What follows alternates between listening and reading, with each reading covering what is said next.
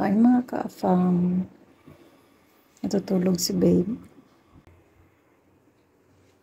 Binuksan ko lang ang aircon para malamigan siya since mainit at saka yung bintana para maliwanag.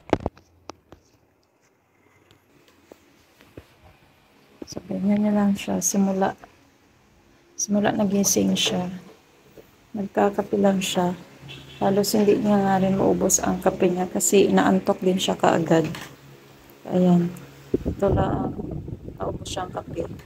So, hanggang dito ang tubig. Pero, ayan na ang kanya, sobrang konti. Tapos, ito, naubos niya rin ang siopaw na kinain niya. Naubos niya. At ito, naubos siya dito ang laman sa loob. Tapos, iniwan niya lang ito. Ganyan siya. Patulog-tulog siya.